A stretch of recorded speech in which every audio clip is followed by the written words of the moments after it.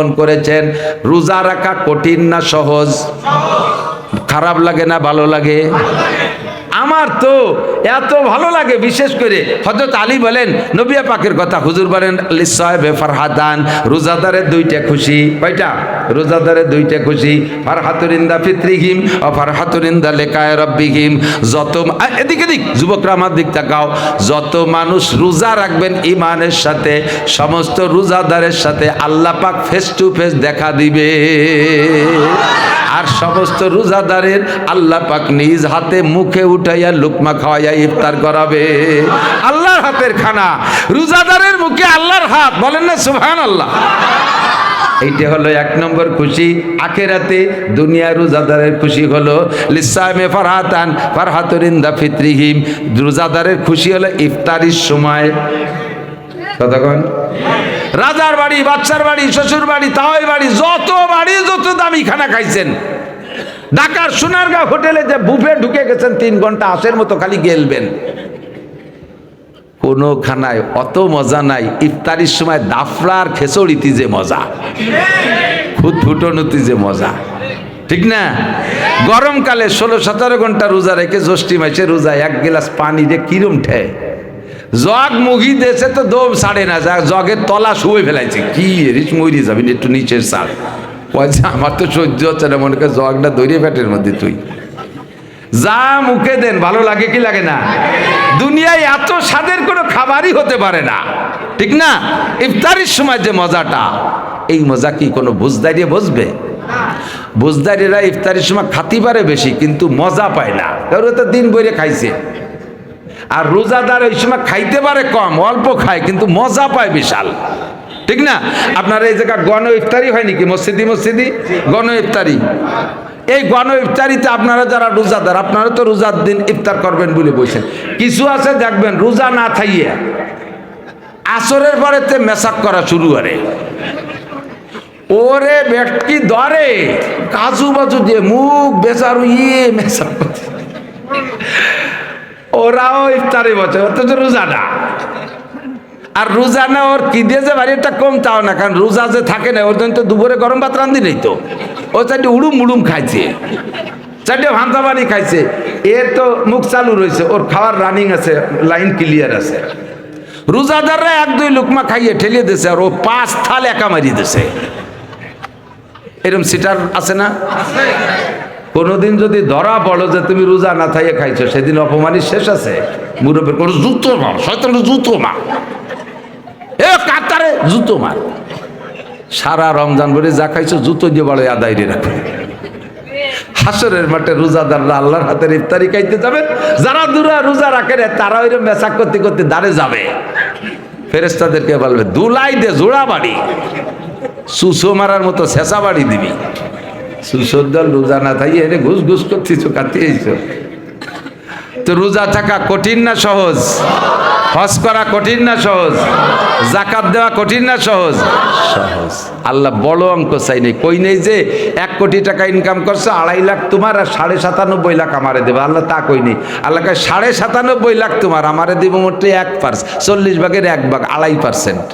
আমারে দেওয়া 2.5 লাখ, 97.5 লাখ তোমার। সহজ না কঠিন? তো আছেই আছে। বাংলাদেশে হাজার হাজার মাহফিল হচ্ছে, প্রতিদিন মিনিমাম 5,000 বক্তা বয়ান করতেছে, আর অধিকাংশ বক্তারই কমপক্ষে 2টা করে মাহফিল, কে 3টে 4টে 5টাও আছে। গত বছর সিলেট গিয়েছি একদিন, আমার ছিল 5টা দিন রাত মিলিয়ে, তাতেই আমি ক্লান্ত হয়ে গেছি। খবর পেলাম মৌলানা নজরুল ইসলাম কাসেমি সাহেবের একদিনই 9টা। পরে আমি শুনে সুস্থ হয়ে গেলাম, উনি 9টা, আরো আমার বয়সী মানুষ কয়েকদিন আগে স্ট্রোক করেছিলেন, প্রায় মরার মতো, আল্লাহ বাঁচাইছে। তো উনি বুড়ো মানুষ যদি 9টা করে, আমি তো অত বুড়ো না, 5টা করলাম, তা ক্লান্ত আর দরকার নেই, সুস্থ হয়ে গেছে আলহামদুলিল্লাহ। তো হাজার হাজার মাহফিল প্রতিনিয়ত হচ্ছে। অনেকের মাহফিলের উপর অভিযোগ, এত মাহফিলের দরকার কি? ছোট্ট একটা কথা বলেই, সময় তো কম, বেশি নাড়াচাড়া করা যাবে না। সৌদি আরব যারা গেছেন বা বিদেশে যারা গেছেন অন্যান্য দেশে, তারা সাক্ষী দিতে পারবেন। অন্যান্য দেশে ট্রাফিক সিগন্যালে কিন্তু পুলিশ নাই, ট্রাফিক সিগন্যালে পুলিশ নাই। রাস্তায় যেখানে সিগন্যাল লাইট জ্বলে, রাস্তায় লাল দাগ দেওয়া আছে। প্রেসিডেন্টের গাড়িও যদি হয়, ওই দেশের বাদশার গাড়িও যদি হয়, প্রধানমন্ত্রীর গাড়িও যদি হয়, লাল বাতি জ্বলার সাথে একটা পুলিশ লাগবে না, ওখানে যাইয়ে ওই লাল দাগ 1 ইঞ্চিও ক্রস করবে না, স্বেচ্ছায় দাঁড়িয়ে যাবে। আর বাংলাদেশ লাল দাগ, পুলিশ দাঁড়ায় থাকে আহিয়ালা বাস নিয়ে, ট্রাকে পুলিশটা মারিয়ে দিয়ে সারিয়ে, পুলিশ মারিয়ে ফেলাইছে চলে যায়, ঠিক কিনা? কাজেই অন্য দেশে অত পীরও লাগে না, অত ওয়াজও লাগে না। সাংবিধানিক সংবিধান যেটা, এটা সার্কুলার আছে, ছোট বড় সকলে নির্দ্বিধায় মেনে নেয়। আর বাংলাদেশ এত অনিয়ম, এত শৃঙ্খল, আমরা তো কয়েকবার নাকি কোনো এক সরকারের আমলে বলে 5 বার দুর্নীতিতে গোল্ডেন এ প্লাস প্রথম স্থান অধিকার করছি। করোনার সময় মাস্ক পরার অর্ডার ছিল না, মাস্কটা করোনা বিশ্বাস করি না করি যেহেতু করেই ফেলাইছিলাম, কাজেই মাস্কটা ছিল আমাদের স্বাস্থ্যসম্মত, আমাদের স্বাস্থ্যের দিক তাকাইয়া, আমাদের বাঁচার তাকিদে, সুস্থ থাকার তাকিদে সরকারিভাবে নির্দেশ হলো সকলে মাস্ক পরবেন। তা আমরা মাস্ক পকেটে রাখতাম, পুলিশ দেখলেই পরতাম। আবার পুলিশ চলে যাওয়ার সাথে সাথে মাস্ক খুলে পকেটে ছুঁয়ে পুলিশটা একটা ভেস্কি দিয়ে কোনাকুনি দৌড় দিয়ে সেরিয়ে চলে যেতাম। তো যেই জিনিসটা আমার নিজের উপকারের জন্য, সে জায়গায় আমরা তোয়াক্কা করি না, আমরা এত বড় অনিয়ম। এই জন্য অনেকে বিদেশ থেকে এসে বলে বহির্বিশ্বতে এত মাহফিল নাই, বাংলাদেশে এত মাহফিলের দরকার কি? তাকে বলি যে বহির্বিশ্বে তো ট্রাফিক নাই, তারপরেও তো গাড়ি অনিয়ম চালায় না, আর বাংলাদেশে এত ট্রাফিক, তারপরেও তো নিয়ন্ত্রণ করা যাচ্ছে না। যদি অন্য দেশের মতো বাংলাদেশে এত বয়ান বক্তৃতা মাহফিল আর মাদ্রাসা না হইতো, তাহলে নবী আলাইহিস সালাম 1500 বছর আগে যে ভবিষ্যৎবাণী দিয়েছে, ভবিষ্যৎবাণীগুলো এখনই আপনারা বাস্তবে অনেক দেখতে পারতেন। হুজুর কি বলেছেন? হুজুর বলেছেন, আমার উম্মত সব উম্মতের চাইতে অনুকরণে বেশি পাকা হবে। অনুকরণ আর একজনের কর্ম দেখে হুবহু করার নাম হলো অনুকরণ। আর একজনের কাজ কামের কথা শুনে, তার নসিহাত উপদেশ বা ভালো কথা শুনে করা দেখে নাই, শুধু শুনছে তার এই আদেশগুলো, সেগুলোকে বাস্তবায়ন করা, সেগুলো অনুযায়ী করার নাম হলো অনুসরণ। কের কর্ম দেখে হুবহু করার নাম অনুকরণ, কের কর্মের কথা শুনে আমলে আনার নাম হলো অনুসরণ। সেই কথাকে স্মরণ করে কাজে লাগানো, এর নাম অনুসরণ ও অনুকরণ। তো আমার উম্মত অনুকরণে খুব পাকা হবে। অনুকরণ করতে গিয়ে নিজের লাভ হচ্ছে না লস হচ্ছে, নৈতিক চরিত্রের অবক্ষয়, জাতীয়তার ধ্বংস, মানবতার বিলুপ্তি, নিজের মান সম্মান, নিজের ঐতিহ্য ধ্বংস হচ্ছে, এদিক লক্ষ্য করবে না। তারা করে, পছন্দ হয়েছে করবে। আমি একবার 1991 সালে দেওবান গিয়েছিলাম। দেওবান শহরে প্রচুর বান্দর, অনেক বান্দর। আমি অত বান্দর বাংলাদেশে সুন্দরবনও দেখিনি, এত বান্দর। পুরন পরিত্যক্ত বিল্ডিং, বান্দরের ক্যান্টনমেন্ট, এত বান্দর। ওরা ওই এলাকা দখল করে বসে আছে। যদি কেউ কোনো সময়, একবার খবর পেলাম কারেন্টে শর্ট করে একটা বান্দর মারা গেছে। আর কত বড় তাদের জোট আর টেকনিক, ওরা অপেক্ষায় আছে। ওদের সাথে কারেন্ট অতটা বেশি যায় না, উৎপত্তি আছে কবে কারেন্ট যায়। হঠাৎ একবার কারেন্ট চলে গেছে, 10 মিনিটের ভিতরে 10-15 কিলোমিটারে তার তোর কাইটিয়ে কুইটে ছিঁড়ে নষ্ট করে ফেলাইছে।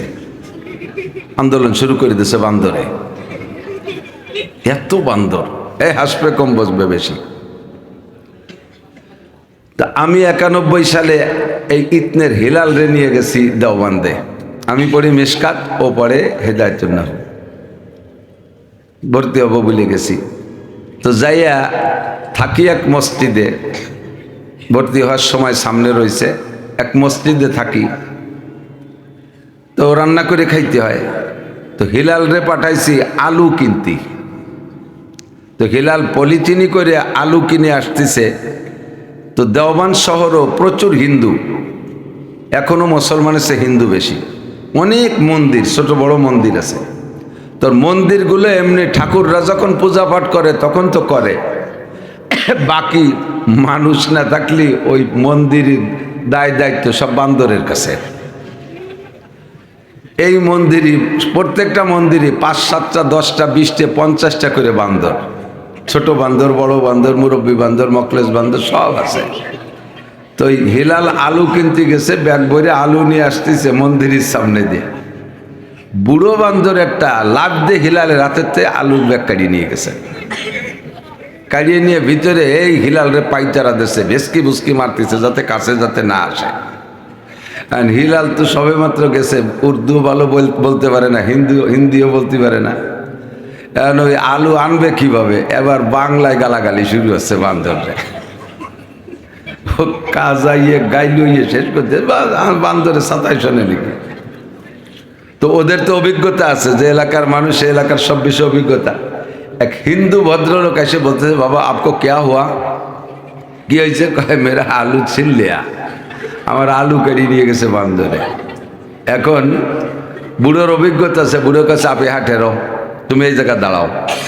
উনি করছে কি, ওনার হাতে একটা তোয়াইল ছিল, ওইটা দলা করিয়া মন্দিরের গেটে যাইয়া ওনারে বলছে, হিলালরে বলছে যে আমি এইটা তোমার দিক ফিকে মারবো, তুমি ওইটা ক্যাশ ধরে ফেলবা, ধরে এবার হাত খালি করে হাত রেডি রাখবা, তারপরে আলু পাবা। তো ওই বুড়ো মন্দিরের গেটে যায়, তার তোয়াইলেটা দলা করে হিলালের দিক ফিকে মারছে, হিলাল ওইটা ধরছে, ধরে ছেড়ে দিয়ে আবার হাত খালি। এর মধ্যে বান্দরও তার আলুর ব্যাগ ধরে হিলালের দিক ফিকে মারছে। বান্দর অনুকরণে পাকা, বান্দর অনুকরণে পাকা। এই অনুকরণে আমার লাভ না লস এইটা বোঝে না।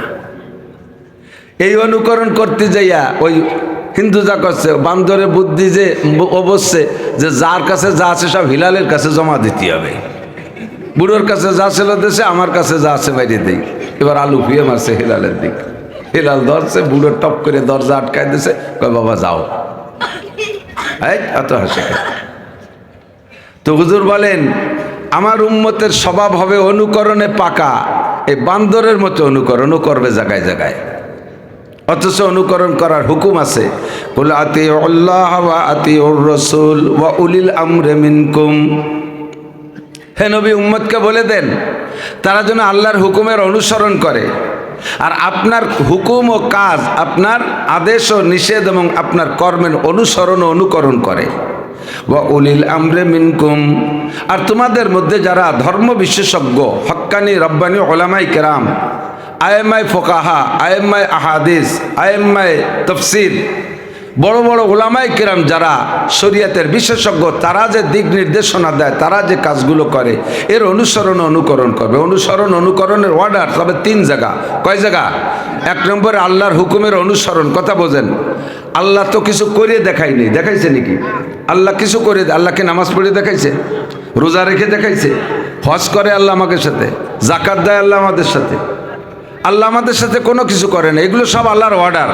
তা আল্লাহর হুকুমের অনুসরণ করে কাজ করা। আর নবী আলাইহিস সালাম এগুলো অর্ডারও করেছেন, সাথে নিজে আমল করেছেন। কাজে নবীর অনুসরণ ও অনুকরণ। কথা কি বুঝছেন নাকি? আল্লাহর হুকুমের অনুসরণ, নবীর কাজ ও হুকুমের অনুসরণ ও অনুকরণ। এবার নবী নাই, অনেক শরীয়তের অনেক নতুন নতুন মাসআলা আসতেছে আমাদের সামনে, যেগুলো নবীর জামানায় ছিল না। এগুলো আমাদেরকে কে দেবে? কার কথা মানবো? এই জায়গা কোরআনেও নাই, হাদিসেও নাই। তাহলে এই মাসালাগুলো কি হবে? যেমন একটা মাসালা, নবীর জামানায় কি মোবাইল ছিল? মোবাইল সংক্রান্ত অনেক জরুরি কথা আসছে কি আসে নাই? যেমন মসজিদে গেলে মোবাইল বন্ধ রাখতে হবে। আজ থেকে 40 বছর আগে, 30 বছর আগে কোনো মসজিদের মধ্যে কি লেখা থাকতো আপনার মোবাইল বন্ধ রাখুন? এখন সেইগুলো লেখা লাগতেছে কিনা? মোবাইলে রিংটোন দেওয়া রয়েছে, আপনি যখন নামাজে দাঁড়াইছেন তখন কেউ কল দিয়ে ফেলাইছে অজান্তে, আর মোবাইলে রিংটোন বাজা শুরু করছে, পুরো মসজিদের ভিতরে শব্দ হচ্ছে, এক তো আওয়াজ একটা বাজনা, আবার অনেকের মোবাইলের ভিতরে রিংটোন কোনো গানেও দেওয়া আছে, জাতীয় সঙ্গীত দেওয়া আছে, ওই মমতাজ মনির খানকে গান দেওয়া রয়েছে, একদিকে ইমাম সাহেব সূরা ফাতিহা পড়ে আর একদিকে মোবাইলে মমতাজের গান গায়, দুই গান তো আর একসাথে শোনা যাবে না, একটা বন্ধ করতে হবে। তাকে বলা যাবে যে ইমাম সাহেব এই মমতাজের বুকটা ফাটিয়ে যায়, এটা তো শুনতে খুব ভালো শোনা যাচ্ছে, তো তুমি আলহামদুলিল্লাহ বাদ দাও, আমরা এটা শুনি নেই, এ করা যাবে নাকি? তাহলে কি করতে হবে? সূরা ফাতিহা চলবে, মমতাজরে বন্ধ করতে হবে, ঠিক না? এই বন্ধ আর মশলা পাবেন কোথায়? আহলে হাদিস যারা, তারা হাদিসের মধ্যে খুঁজবে, বুখারী, মুসলিম, তিরমিজি, ইবনে মাজাহ, কোনো হাদিসের ভিতরে মোবাইলের নাম গন্ধই নাই, কোরআন শরীফের কোনো জায়গা মোবাইল নেই। তাহলে এবার মশলা বলবো কোন জায়গাতে? কোরআন আর হাদিস ছাড়া যদি আর কিছু না মানেন, তাহলে মশলাটা কন্ত কোত্থেকে কমেন? আল্লাহ বলেন নাই, নবীও বলেন নাই, তাহলে কোথায় যাবে? এবার হলো আহলা জিকির, হক্কানি রব্বানি ওলামায়ে কিরামদের কাছে। এটা আপনার উক্তি দিয়ে যুক্তি দিয়ে পেশ করবেন না। চার দোকানে মুফতির অভাব নেই, দেখছেন না? চার দোকানের মুফতি মাসালা জিজ্ঞেস করে আমাদের মোহতাম সাহেবের কাছে, মোহতাম সাহেব ভাবতেছে যে কিভাবে কব, ওদিক দিয়ে বিড়ি খা মুফতিরা ফকা ফক মারি দিচ্ছে মশলা, বিড়ি দুমার মশলা একসাথে বেরিয়ে তালে রয়েছে, আছে না মুফতি দেশে? বাংলাদেশের চার দোকানের দুই নাম, একটা হলো মিনি সংসদ ভবন। বাংলাদেশের চার দোকানের দুই নাম, এক নাম কি? মিনি সংসদ ভবন। জাতীয় সংসদে আর কি আলোচনা হয়? তার সাথে তিলছাড়া, খাগড়াবাড়ি, গোপালপুর, বুকরো, চন্দ্রদি গেলে বিজয় ভাষা, সুলতানসি, ঘোড়াদার, তুতবাটি, ডুমজে, খাগাই, লালপাড়া, হরিদাসপুর, কোনো জায়গার চার দোকানে এই জাতীয় রাজনৈতিক উঠতিয়ার আলোচনা হতে একটু বাকি নেই। ওরা জানা বোঝে, এমপিরা জানা বোঝে, এই চার দোকানের বিনা ভোটের এমপিরা তার চেয়ে ভালো বোঝে। এ হলো এক নম্বরে চার দোকান মিনি সংসদ ভবন। দুই নম্বর হলো চার দোকান দারুল ইফতা। দারুল ইফতা বলে যে জায়গা মশালা জিজ্ঞেস করে শুনিয়ে নিতে হয়। গহরডাঙ্গা দারুল ইফতা আছে, চন্দ্রদিগেলে আছে, তারাইল পুকুর আছে, আর দেশে সব চার দোকান দারুল ইফতা। মশলা খালি প্রকাশ করলে জব আসতি তালেই আছে। আপনারা এই মশালা জব দেবেন না, দেবে কারা? আহলা জিকির, মুফতি মাহমুদুল হাসান সব জব দেবে, গহরডাঙ্গা রুহুল আমিন সব জব দেবে, চন্দ্রদিগেলের আব্দুল্লাহ সব জব দেবে, তারাইল পুকুরের নুরুল হক সব জব দেবে, বড় মুফতি যারা তারা জব দেবে। আল্লাহ পাক তাদের জব মেনে আপনাদের আমল করার অর্ডার দিয়েছে, এদের কথা মানা ফরজ। ইতাআত করলে এখানে করবা, তোমাদের পর ইতাআত জরুরি, ইতাআত ফরজ, এই তিন জায়গা। কিন্তু আমাদের ইতাআত চলতেছে কোন জায়গা? ইহুদ, নাসারা, হিন্দু, বৌদ্ধ, খ্রিস্টান, পশ্চিমা, ইউরোপিয়ান, আমেরিকান, অস্ট্রেলিয়ান, ইংল্যান্ডি, সিঙ্গাপুরি, ইন্ডিয়ান, যত বদ্দিনদের কালচার আমাদের মধ্যে আছে, এইগুলোর ইতাআত আমাদের খুব ভালো লাগে। তাদের চুল কাটা ভালো লাগে, তাদের দাড়ির ফ্যাশন ভালো লাগে, না দাড়ি কাটিয়ে কি কাটতে কাটতে কাটতে খাইছি এই থিয়েটির ঘর আইসে চারটু বগলের সাইজ একটু খুঁজে রাখছে। এটা মেসি স্টাইল, ইউক্রেনের জেলেনস্কি স্টাইল। চুল কাটছে, কুত্তো চুলা দেশে দক্ষিণ কোরিয়ার প্রেসিডেন্ট কিম জং উং। এই সুন্নতের পর খুব ভালো লাগে। নবীর সুন্নত চুলের মধ্যে ভালো লাগে না, দাড়ির সুন্নত নবীর সুন্নত দাড়ির মধ্যে ভালো লাগে না, পোশাকের সুন্নত ভালো লাগে না, প্যান্ট পরতে ভালো লাগে, পাশা বের করা প্যান্ট, এমন প্যান্ট যেই প্যান্ট পরে উড়ো যদি বসে মনে হয় যেন পায়খানা করতে বসে। আসলে পায়খানা করতে বসে তল দিয়ে সরিয়ে চলে গেছে, গেট পার ওই দাঁড়ে এই হাসে কতক্ষণ, ঠিক না? হুজুর বলেন আমার উম্মত অনুকরণে পাকা হবে। অনুকরণ করতে করতে করতে করতে তারা এমন নিচে নেমে যাবে, যদি দেখে কোনো মুসলমানের সন্তান, যদি দেখে কোনো ইহুদির বাচ্চা তার মাকে নিয়ে রাস্তায় নিয়ে রাজপথে দাঁড়িয়ে ধর্ষণ করতেছে, কোনো ইহুদির বাচ্চা তার মাকে নিয়ে রাজপথে বিশ্ব রোডে দাঁড়িয়ে ধর্ষণ করতেছে, মুসলমানের সন্তানেরও সেইটা ভালো লাগবে, সেই অনুকরণ করার জন্য উদ্বুদ্ধ হবে। সেও এক পর্যায়ে তার মাকে নিয়ে রাস্তায় চলে যাবে, অনুকরণ করতে করতে এত নিচে চলে যাবে। যখন হাদিসে পড়েছি তখন এই কথাটা মানতে কষ্ট হইত, এত নিচে কি করে নামে। কিন্তু এই 40 বছরের ভিতরে দেখতেছি ভয় হচ্ছে যে কোনো সময় এমন সম্ভাবনা এসে যেতে পারে। কতক্ষণ? প্যান্ট পরে এমন প্যান্ট, পোশাক পরে এমন পোশাক, কথাবার্তার চাল চলন, উদ্ভট সব কিছু এমন সম্পূর্ণ পশ্চিমেদের আন্দাজে করতেছে। পশ্চিমেরা সমকামকে রাষ্ট্রীয়ভাবে বাস্তবায়ন করেছে, সাংবিধানিকভাবে বৈধ করে দিয়েছে। বাংলাদেশে লক্ষ লক্ষ কোটি কোটি মুসলমানের দেশ, লক্ষ লক্ষ ওলামায়ে কেরামের দেশ। বাংলাদেশ সারা পৃথিবীর ভিতরে বিশ্ব ইজতেমায় 1 নম্বর ইজতেমার দেশ বাংলাদেশ। লক্ষ লক্ষ তবলিগওয়ালার বাংলাদেশ, ইমানদারের বাংলাদেশ, শামসুল হক ফরিদপুরের বাংলাদেশ, হাজী শরীয়তুল্লাহ রাহমাতুল্লাহ আলাইহির বাংলাদেশ। অথচ এরকম লক্ষ লক্ষ ওলামায়ে কেরামের বাংলাদেশের ভিতরেও এখন সেই পশ্চিমে এই নোংরামি সমকামিতাকে রাষ্ট্রীয়ভাবে সাংবিধানিকভাবে বাস্তবায়ন করার পায়তারা চলতেছে। একটু জোরে কর নাউজুবিল্লাহ। হুজুরদের 1000 বছর আগে বলেছেন, এ কথা মানতে আর কষ্ট হচ্ছে না। আপনারা বলবেন এত মাহফিলের দরকার কি? হক্কানি রব্বানি উলামায়ে কেরাম যদি মাঠে ময়দানে এতটুক চিল্লে পাল্লা করা বন্ধ করে দেয়, এ মাহফিলটা যদি বন্ধ হয়ে যায়, দেখবেন বেশি দেরি নাই, 2 থেকে 3 বছরের ভিতরে পশ্চিমা কালচার সম্পূর্ণ ওপেনে শুরু হয়ে গেছে। মা ছেলে মেয়ে সব একসাথে সাগরে যে উলাঙ্গা হয়ে গোসল করে, একসাথে পার্কে ফিল্ডিং মারে, একসাথে ল্যাংটা ব্যাংটা হয়ে চলে। Same quality of animal. কুকুরের 4-5টা বাচ্চা হয়েছে, এখন তো কুকুরের ডেলিভারি সিজন চলতেছে। 4-5টা বাচ্চা হইতেছে কুকুরের। মা কুত্তরা যেমন ল্যাংটা, বাচ্চা কুত্তগুলো একই রকম ল্যাংটা। মা কুত্তরও পরনে কাপড় নাই, বাচ্চা কুত্তরও পরনে কাপড় নাই। পশু প্রাণী যেমন ল্যাংটা উলাঙ্গা হয়ে চলে, মানুষও সেরকম চলতেছে পশ্চিমা দেশে। এই দেশেও সেইগুলো আনার পায়তারা চলতেছে। আল্লাহর কাছে দোয়া করবেন যেন আল্লাহ পাক ওই সমস্ত কুসংস্কার বাংলাদেশে ঢুকতে না দেয়। আর এর বাধার জন্য যত মাদ্রাসার যত উলামায়ে কেরাম বেশি হচ্ছে, যত বয়ান বক্তৃতা বেশি হচ্ছে, সেই সমালোচনাগুলো চলতেছে বেশি। আল্লাহর রহমতে তার ওসিলায় কিছুটা হলেও বন্ধ আছে। কথা বলেন ঠিক কিনা? কাজেই মাহফিল আমাদের ক্ষতি না উপকার? মাহফিল আমাদের ক্ষতির কারণ না উপকার? নৈতিক উপকার, ইমানি উপকার, আমলি উপকার, আখলাকি উপকার, চারিত্রিক উপকার, শারীরিক উপকার, মানসিক উপকার, সার্বিক উপকার, সামাজিক উপকার, সর্বক্ষেত্রে মাহফিল আমাদের অত্যন্ত প্রয়োজনীয়। ঠিক কি ঠিক না? সবসময় পক্ষে থাকবেন, বিপক্ষে কখনো যাবেন না। সময় কম, কামাই বেশি, অল্পক্ষণের ভিতরে জরুরি কথা। বিষয় হলো সারা রাত বয়ান করলে শুনতে ভালো লাগবে, কিছু মূল কথা তো থাকে। মৌলিক কথা যদি হয়ে যায় তাহলে এটাই দিয়ে বাড়ি যাওয়ার চেষ্টা করবেন, সে কথার পর আমল করবেন ইনশাআল্লাহ। আমাদের খুলনার হুজুর দামাত বরকাতুল আলিয়া বহুত বড় আলেম।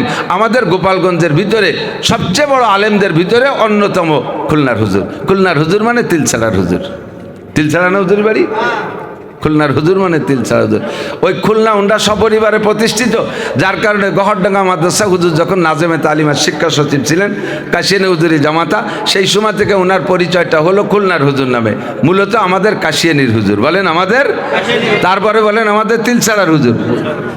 ওনার বাড়ি তিলছাড়া হওয়াতে আপনারা কষ্ট পান? খুশি না বেজার? বেজার না খুশি? আমাদের গোপালগঞ্জ জেলা উলামা পরিষদের মাথা, উনি সভাপতি, থাকেন ঢাকা। উনারে ছাড়া আমরা কিচ্ছু করি না, যে কোনো সিদ্ধান্ত ওনাকে নিয়ে করি। আপনাদের গৌরব। হুজুর যে 2-4টে কথা বলছেন, বয়ানের শিরোনাম হেডলাইন বলে গেছে। ওই 4টে কথার পর আমল করলে জিন্দেগি ধন্য। স্বভাব কি বলা হয়, 4টি প্রশ্নের জবাব হবে। আমি মাঝে মাঝে এটা আমার কায়দায় বলি, বিমানে যারা ওঠেন, বিমানে উঠছেন নাকি কেউ? বিমানে যারা উঠছেন, আন্তর্জাতিক বিমান, হজে গেছেন বা বহির্বিশ্বে গেছেন, বিমানে উঠতে গেলে 4টি ইমিগ্রেশন আছে। বিমানের চেকপয়েন্টকে বলা হয় ইমিগ্রেশন। ট্রানজ্যাকশন হয় যেখানে, সে জায়গার চেককে বলা হয় ইমিগ্রেশন। যেমন বেনাপোল বর্ডার দিয়ে ওই পাশে যাবেন, ওই জায়গার চেকের নাম ইমিগ্রেশন। বাকি আমাকে এই বিশ্ব রোডে দাঁড়ায় দাঁড়ায় পুলিশই পকেট চেক করতেছে, এর নাম ইমিগ্রেশন না। পরিবেশের কি বলা হয়, পরিবেশ হিসেবে পরিভাষা। তো বিমান এবং ট্রানজ্যাকশন এলাকায়, এই সমস্ত পোর্ট এলাকায় বলা হয় ইমিগ্রেশন। 4টি চেকপোস্ট। 1 নম্বর চেকপোস্ট, বিদেশে যাইতে গেলে আপনার সর্বপ্রথম পাসপোর্ট চেক হবে। Passport immigration. পাসপোর্ট আছে নাকি? পাসপোর্ট না থাকলে ঢুকতে দেবে না। সব ওকে, 4টে পাসপোর্ট নাই, বাস আপনি ফেল। 2 নম্বরে আপনার টিকিট ইমিগ্রেশন। আপনি যে পাসপোর্ট আছে, টিকিট আছে নাকি? পাসপোর্ট তো করা সহজ, 5,000 টাকা দিয়ে পাসপোর্ট করে ফেললেন। এবার টিকিট করতে লাগবে বিদেশে যাইতে 1,20,000 টাকা, সেই টিকিটটা করছেন নাকি? টিকিট করছেন নাকি? Ticket immigration. 2 নম্বর আপনার ব্যাগেজ ইমিগ্রেশন, ব্যাগেজের ভিতরে যেটা নিচ্ছেন এর মধ্যে কোনো অবৈধ জিনিস নিচ্ছেন নাকি, মেশিনে দিয়ে এটা চেক করবে, চেক করে না, কথা বলেন, চেক করে না, ব্যাগেজ ইমিগ্রেশন। 4 নম্বর আপনার বডি ইমিগ্রেশন, সব কিছু খুলে দিয়ে জুড়ির মধ্যে আপনাকে মেশিনের সামনে দাঁড়াইতে হয়। 3টে পাস করে গেছেন, বডি ইমিগ্রেশনে ধরা পড়ে গেছেন, বাস ব্যাক। বছর 5-7 বছর আগে আওয়ামী লীগের এই নির্বাচনের আগের নির্বাচনের সময় সরকারিভাবে সপ্তাহখানিক বাংলাদেশে বিমান কি বলা হয় মাহফিল বন্ধ হয়ে গেল, সরকার নিষেধ করলেন। তখন সুযোগও পেলাম, ওই সুযোগে একটু মালয়েশিয়া যাব, যে মালয়েশিয়া মাহফিলেরও দাওয়াত পাইলাম, পুরা ভিসা টিসা দেশে ঠিক করে চলে গেছি। বিমানবন্দরে যাইয়া বিদেশ মালয়েশিয়া যাব 3 দিনের জন্য, আর কি বানাবো, কিছু নেই, একটু ব্যাগ নিছি। তো পাসপোর্ট ইমিগ্রেশনে ওকে, টিকিট ইমিগ্রেশনে ওকে, ব্যাগ ইমিগ্রেশনে ওকে, বডি ইমিগ্রেশনে যাই আমি ধরা পড়ে গেছি। যারা ইমিগ্রেশন করতেছে বিমানবন্দরে বারবার যাতায়াত করতে করতে ওরা আমার চিনে ফেলাইছে, আর আমাদের এলাকারও অনেক আছে। ওরা দৌড়ে আইছে, যখন রিং করে উঠছে তখন সব দিক দিয়ে লোকজন কান খাড়া করছে, কি ব্যাপার, হুজুর মানুষ বডি ইমিগ্রেশনে ধরা খালো, কি নিয়ে যাচ্ছে, শুনছি নাকি বিদেশে থেকে পেট ভরে সোনা খাইয়েছে, বাংলাদেশে পায়খানা করেছে, গু বেছে টাকা বাইর করে। হুজুর মালয়েশিয়া যায় কি খাইয়ে যায়, যেভাবে মেশিন ধরে আমার সে মেশিন রিং করে ওঠে, পকেটে যা যা ছিল সব বের করে দিয়েছি, তবুও রিং করে। তো এরা যারা ছিল পুরুষটা সব ফেল, এরপরে পাঠাইছে এই ফেরেস্তা, পুরুষ ফেরেস্তা ফেল, মহিলা ফেরেস্তা একটা পাঠাইছে। এই মহিলা আইছে একটা লাইট, কিরম যেন একটা লাইট আমার দেখছে, এটা টাচ মারছে, জিলিক দিয়ে জ্বলি উঠছে, রিং করছে। তো ওই লাইট মারার সাথে সাথে মহিলা বলতেছে, হুজুর আপনার বুক পকেটে ছোট্ট একটা পকেট ডায়েরি আছে, ওর ডায়ালের মধ্যে একখান বেলেট আছে, খুলে দেখেন, সত্যি দেয় যে বেলেট। আমি আজই বেগেলাম, এই মহিলা কত বড় বুজুর্গ, কিভাবে আমার দিক চাকাইয়ে টের পারলো যে পকেটের মধ্যে বেলেট। কবে যেন কোন জায়গায় নখ কাটিয়ে রাস্তাঘাটে বেলা তবে অ্যাক্সিডেন্ট হবে, ওই ডায়ালের মধ্যে থুয়ে দিয়েছি, তার বেরোতি মনে নেই, ওই জায়গাতে ধরা খাইছে। আমি আজীব হয়ে গেলাম। দুনিয়ার মানুষের বিজ্ঞান, মানুষের জ্ঞান, মানুষের মাথায় এতটুক বেলের মতো একটা মাথা, পটাকখানি গিলু, এই বেরেন্দি যদি এমন আবিষ্কার করতে পারে যে মানুষের কোথায় কি আছে মেশিনের কাছে ধরা পড়ে। 4 নম্বর ইমিগ্রেশনে যে আমিও ধরা খেয়ে গেলাম। ও দোস্ত, কিয়ামতে আপনাকে জান্নাতে যাইতে হলে 4টি ইমিগ্রেশনে জবাব দিয়ে যেতে হবে। হুজুর সেই 4টি কথাই বলেছেন। 1 নম্বরে আন উমরিহি ফিমা আফনা, কারাহা বাকল কে আরি জুমলা রাস বা খুদা তসবির রহিলা কায়রাওয়াস। ও বুড়ো, 80 বছরে বুড়ো, রিটায়ার্ড করেছ 15 বছর আগে চাকরি থেকে, ইংলিশে এখনো পর্যন্ত বৃদ্ধকাল পর্যন্ত বসে বসে তুমি চোখ আছে, চোখ না থাকলেও চশমা লাগায়া ইংলিশ পত্রিকা পড়ো, বাংলাদেশের যে কটা পত্রিকা বড় বড় সব কিনে কিনে পড়ো, ইংলিশ পত্রিকা পর্যন্ত পড়তে পারো, তাতে তোমার বাধা নাই, অবিরাম ইংলিশে কথা বলতে পারো, তাতে তোমার কোনো অসুবিধা হয় না। এই 80-90 বছর বয়স পর্যন্ত ইংলিশ চর্চা রাখলে ও বুড়ো, কোরআন শরীফ পড়া শিখছো কবে, একটু কইয়া যাও। বাংলা জানো, অঙ্ক জানো, বাংলা এমন সুন্দর বলতে পারো রবি ঠাকুর, কাজী নজরুল ফেল। অঙ্কে তুমি এত পারদর্শী, যে কোনো বাংলাদেশ ব্যাংকে দিলে তুমি সেখানে গভর্নরের দায়িত্ব পালন করতে পারো। অঙ্কে তুমি এত সুন্দর যোগ্যতা অর্জন করেছ। ও বুড়ো, ইংলিশ তুমি এত ভালো পারো, ইংল্যান্ডে যে কথা বললে তারা বুঝবে না তুমি বাঙালি না তুমি ইংল্যান্ডে। 3টে জায়গায় তুমি পাক্কা একেবারে 100 মার্ক পেয়েছো তুমি, কিন্তু কোরআন শরীফ পড়তে গেলে সে সময় তোমার জিহ্বায় রস থাকে না, মুখে প্যারালাইসিস আইসে যায়, আলহামদুলিল্লাহ শুদ্ধ করে পড়তে পারো না, তাহিয়াতু পড়তে পারো না, দোয়া কুনুত পড়তে পারো না, তোমার মাথা থেকে পায়ের তালু পর্যন্ত সাজাইতে পারলা না, জিন্দেগিতে হাজার হাজার সুন্নতের তরক করে বসে আছো। কারাহা বা খলকে আরি জুমলা রাজ বা খুদা তসবির রহিলা কায়রাওয়াজ। দুনিয়ার সব কিছু কত সুন্দর পরিপাটি, বুড়োকালে লুঙ্গিটা আয়রন করে ছাড়া ব্যবহার করো না, সপ্তাহে 2 বার তুমি বেড বিছনা পরিষ্কার করো, ময়লা জামা কাপড় তুমি পরো না, আলনাটা কি সুন্দর সাজায় গুছায় রেখেছো, ব্যবসা করো, দোকানের মালগুলো কত সুন্দর সুসজ্জিত, খ্যাট খামার করো তুমি এই এলাকার ভিতরে শ্রেষ্ঠ কৃষক হিসেবে উপাধি পেয়েছ, মৎস্য চাষ করো তুমি 1 নম্বর মৎস্যজীবী হিসেবে পুরস্কৃত হয়েছ, তুমি নার্সারি চাষবাস করো সে জায়গায় নার্সারি ব্যবসার ভিতরে তুমি 1 নাম্বার, তুমি পোল্ট্রি ফার্ম করেছো তাতেও তুমি 1 নাম্বার, তুমি যাতে হাত দিয়েছো সে জায়গায় 1 নাম্বার, কিন্তু কোরআন শরীফে আসলে কেন তোমার নাম্বার থাকে না? আনুমরিহি ফিমা আপনা 1 নম্বর ইমিগ্রেশনে ধরা খাবেন। 2 নম্বর ইমিগ্রেশন হুজুর বলেছেন আমি শুধুমাত্র রিপ্লাই করি, আমি আন্ডারলাইনে 2 লাইন বলি, হুজুর শিরোনাম বলে গেছেন।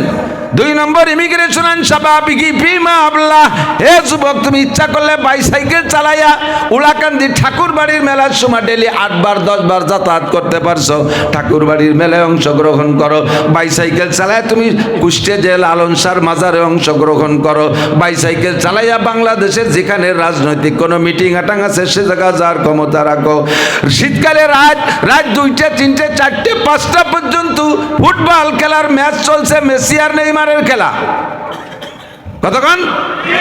একজন যুবক একটা খেলা মিস করো নাই, সন্ধ্যা থেকে রাত 2টা পর্যন্ত দাঁড়িয়ে আসো, 3টা পর্যন্ত দাঁড়িয়ে আসো, ঘুমাই গেলে যদি ম্যাচটা মিস হয়ে যায় তাহলে জীবনের বিশাল ক্ষতি হয়ে যাবে, তাই তুমি রাতটা ভরে দাঁড়ায় দাঁড়ায় টেলিভিশন পাহারা দিয়েছ, রাত 2টে 3টে 4টের ম্যাচও তুমি দাঁড়ায় দাঁড়ায় দেখেছো, কত দূর যে জারি যাত্রা করছা, গাজীর গান গুণযাত্রা তুমি শুনছো।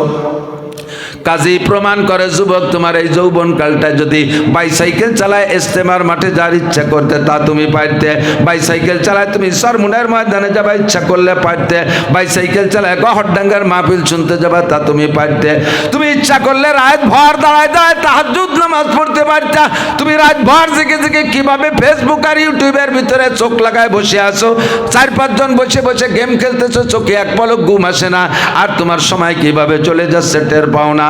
ও যুবক তুমি ইচ্ছা করলে সারা রাত বসে বসে আল্লাহর কোরআন নবী পাকের হাদিসও দেখতে পারতে, ওইটা কেন করলে আর এইটা কেন করলে না জবাব দিয়ে যাও। আনশাবাবিহি ফিমা আবলা ওয়ান মালিহি মিন আইনা ইকতাসাবা ফিমা আনফাকা, হুজুর বলেছেন মাল কোত্থেকে কামাই করেছেন, কোথায় খরচ করেছেন, জবাব দিয়েই যা লাগবে। 3 নম্বর ইমিগ্রেশন, বুঝে আসছে কথা? ব্যাগেজ ইমিগ্রেশন, এটা হলো আপনার ব্যাগেজ ইমিগ্রেশনের মধ্যে কি আছে কও?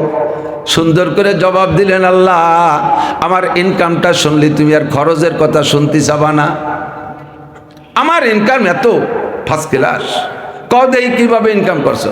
কয় শেষ রাত্রি উঠে তাহাজ্জুদ পড়ছি, 12 তাসবিহ জিকির করছি, ফজর পর্যন্ত মুনাজাত করছি, আজান হওয়ার সাথে সাথে সুন্নত নামাজ, ফজরের সুন্নত, ঘরে পড়া সুন্নত, এবং প্রথম রেখাতে কুলিয়া, দ্বিতীয় রেখাতে কুলহু, এই নিয়মে আমি সুন্নত নামাজও ঘরে পড়া ছেলেটারের সাথে করে এনে মসজিদে যে ফজরের নামাজ জামাতে আদায় করছি, তাকবীরুল্লাহ ছোটে নাই, নামাজ বাদ 2.5 ঘন্টা দাওয়াতের মেহনত করছি মহল্লায়, ইশরাকের নামাজ পড়ে বাসায় এসে 1/2 ঘন্টা তেলাওয়াত করেছি, খানা রান্না হয়ে গেছে, এক প্লেটে 1 দস্তারখান, ফ্যামিলির 4 সদস্য, তবলিগির কায়দায় সুন্নতি কায়দায় 1 প্লেটে সুন্নতি কায়দায় খানা খাইছি, কোনো জায়গা কম হচ্ছে কতক্ষণ?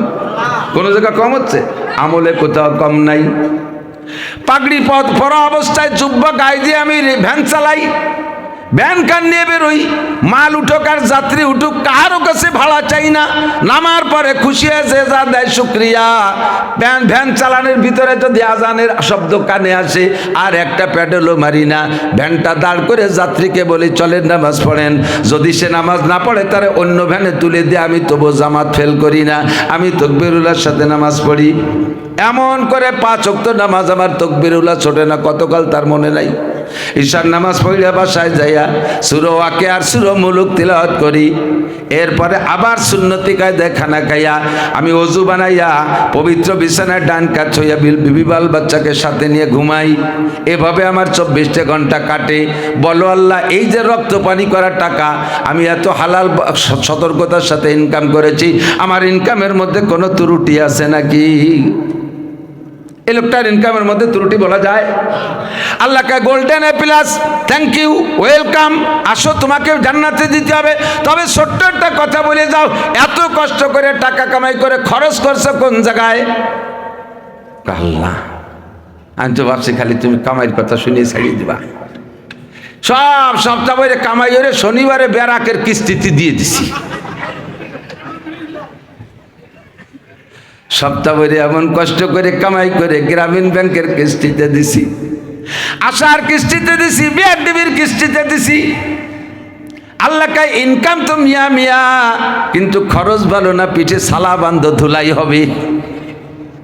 কামাই করছো ভালো কিন্তু খরচ ভালো না। কথা বলেন, কতজন আছে এই দেশে যত ভ্যান চালানে, রিক্সা চালাইনে, যত অটো পার্টি, যত নসিমন পার্টি, 90% আমি 10% আলাদা রাখছি, থাকতে পারে কোনো আল্লাহওয়ালা। 90% সব কামাই করে কিস্তিতে পরিশোধ করে। কতক্ষণ? অধিকাংশই তারা বিভিন্ন সমিতির সাথে জড়িত, সমিতির এই সুদে টাকা পরিশোধ করে। কামাই করছো ভালো, খরচ তোমার ভালো হই নাই, কাজেই তুমি ইমিগ্রেশনে ধরা। তুমি আসো আব্দুল খালেক, এদিকে আসো, তোমার ইনকাম বলো। কয় আল্লাহ আমার ইনকাম না, তুমি খরচটা শুনেই আশ্চর্য হয়ে যাবা। কয় তুমি খরচ কিভাবে করছো?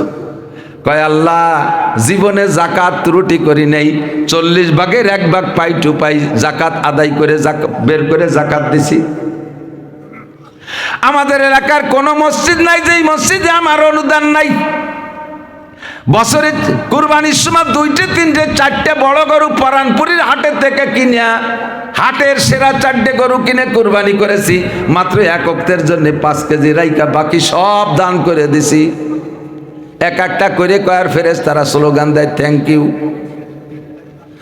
আল্লাহ আমার টাকা দিয়ে কমপক্ষে 100 জনের তবলিগি পাঠাইছি, 10 জনকে বিদেশ পাঠাইছি তবলিগের কাজে। সবটা ভালো কথা না? সদকা বেতরা মান্নত খয়রাত কোনো তা কম দেয়নি জীবনে, ফকির রে 100 টাকার কম দেই না। আর কত গরিব মানুষের মেয়ের বিবাহে টাকা দিছি তার ঠিক নাই। আমার টাকায় কত তালবি আলিমের, কত স্কুল কলেজের ছেলে লেখাপড়া শিখে উচ্চ শিক্ষায় শিক্ষিত হয়েছে তার ঠিক নাই। জীবনে এ কথা মানুষের কাছে ব্যক্ত করি নে, দিয়ার সময় খালি দিছি, গোপনে দিলি নাকি বেশি হয় সেই লোভে। আল্লাহ 10 বার উমরা করছি, 5টা হজ করছি, কও আল্লাহ কোন জায়গা কম করছি? লাস্টের বার হজে যে দেখি কাবা ঘরের গিলাপ লাগাবে। আমি এবার যে গেলাম যে হজের পরে উমরায় গেছি, আমি যেদিন গেছি মুহররমের 1 তারিখ, সেই দিন কাবা ঘরের গিলাপ লাগাইছে। আল্লাহু আকবার। 120 কেজি স্বর্ণ দিয়ে কাবা ঘরের গিলাপের ওই যে সোনালি লেখা না, 120 কেজি স্বর্ণ দিয়ে লেখা। আর সাদা সাদা যে লেখাটা দেখেন ওইটা রূপার সুতোর লেখা, ওখানে আছে 60 কেজি রূপা। কত লক্ষ টাকা তা তারাই ভালো জানে। কয় আল্লাহ সুযোগ পাইয়া কাবা ঘরের গিলাপ লাগানোর মধ্যেও 10 লাখ টাকা দিয়ে আসছি। আল্লাহ কয় তোমার তো দানের হাত বড় সুন্দর, এত টাকা দান করতে টাকা পাইলে কোন জায়গা? আল্লাহ তুমি কলাম যে অধিক তাকানোর দরকার নেই, এই পাশে আমার সাইডি দিয়ে যায় নাকি? আল্লাহ কয় মিচুর মিচুর হবে না, বল টাকা পালি কোন জায়গায়, কি করতি? এত ইনকাম করতে কে? একটা চাকরি করতাম, বেতন ছিল কত? কয় 35,000 টাকা। 35,000 টাকার বেতনের মধ্যে এত টাকা পাইলি কোন জায়গায়? হিসাব লাগা। কোন অ্যাকাউন্টে তোরে আসমানের থেকে টাকা গেল নাকি? কিভাবে টাকা পাইলি? আল্লাহ রাস্তায় দাঁড়াতাম, ট্রাকের সাথে মুসাফা করতাম আর পকেটের মধ্যে তুতাম। এলজিডিতে চাকরি করতাম, আলাদা একটা ইনকাম ছিল। সেটেলমেন্টে চাকরি করতাম, একটা ডাইন বাম ছিল। আল্লাহ এইভাবে অফিসিয়াল যে যেখানে করেছেন সে জায়গায় ডাইন বাম করে লক্ষ লক্ষ কোটি কোটি টাকা কামাই করেছেন, আর এইভাবে মোটা দান করছেন। আল্লাহকে দানটা বড় সুন্দর, কিন্তু ইনকামটা সুন্দর না। তুমিও পিটি শস্য তেল মাখাও যাতে বাড়ি স্লিপ করে। ছালা বন্ধ। মিনাই লাগতেছে বা ফিমা আনফাকা। এরপরে হুজুর বলছেন মাজা আমিলা বিমা আলিমা। এলেম সম্পর্কে জিজ্ঞাসা করা হবে, জানতে কোনো কিছু বাকি নাই, সবই জানেন। ও দোস্ত আমল করছেন কতটুকু কয়ে যান, এনি ম্যান এভরিবডি। আমাকেও জিজ্ঞাসা করাবে। হুজুর বলেছেন আলেমের ভিতরে ক্লাসিফিকেশন আছে, ছোট আলেম বড় আলেম। ছোট আলেমের ছোট জিজ্ঞাসা, বড় আলেমের বড় জিজ্ঞাসা। আমারে জিজ্ঞাসা হবে আপনাদের চাইতে বেশি, আমার চেয়ে জিজ্ঞাসা হবে মাহমুদুল হাসান সাহেবের বেশি, তার চাইতে জিজ্ঞাসা বেশি হবে কাশিয়ানী হুজুরের জন্য, তার চাইতে বেশি জিজ্ঞাসা হবে সদর সাহেবের কাছে। তার চেয়ে বেশি জিজ্ঞাসা হবে হুসাইন আহমদ মাদানির কাছে, তার চেয়ে বেশি জিজ্ঞাসা হবে মাহমুদুল হাসান দেওবন্দির কাছে, তার চেয়ে বেশি জিজ্ঞাসা হবে কাসেম নানতুবির কাছে। এমন করে যে যত বড় তার কাছে তত বেশি জিজ্ঞাসা হবে। তবে আপনিও জিজ্ঞাসার হাত থেকে ছুটতে পারবেন না। শরিয়াতে কোনটা করণীয় কোনটা বর্জনীয় জানেন না এমন কোনো মানুষ নাই, জানেন না এমন কোনো মানুষ নাই। নেকা সাজার কোনো কায়দা নাই। ও জায়গাতে নেহাই বলে আল্লাহ আমি সরল মানুষ, আমি সরল সুদা, আল্লাহকে স্যান্ডেলতে পড়ে নাক ফাটায় লাই দেবো। জ্ঞান জ্ঞান হচ্ছে তুমি সরল সুজা, কত সুজা? এ তুই 42 সালমে বানাতে পারলি, কিরম সুজা তুই? এত সুজা ও বোঝো ইয়া বোঝো না কে? তুই বলে এতিম ছিলি, তোর আব্বা তোর জন্য 1 কাঠাও জমি দিয়ে যায় না, রাস্তার পাশে বস্তির মধ্যে থাকতি। আর তোর জীবনের একটা পর্যায়ে যে তুই 20 বিঘে জমির মালিক হলি, এত জমি কামাই করতে পারলি, এ জায়গা বোঝো ও জায়গা কেন বোঝো না? এ বোঝো ও কেন বোঝো না? এ জায়গা নেকা সাজলে কাজ হবে না। কতক্ষণ ঠিক ঠিক না? কারা হাবা খলকে আরি জুমলা রাস বা খুদা তসবির হিলা কায়রাওয়াস। দুনিয়ার সব কিছু ভালো বোঝেন, ইসলামের কাছে আসলে নেকা সাজেন। এই নেকামিতে কাজ হবে না, সাবধান সতর্ক হয়ে যেতে হবে। যেমন আপনাকে তেমন আমাকেও, আমার বিচার হবে আপনাদের চাইতে বেশি।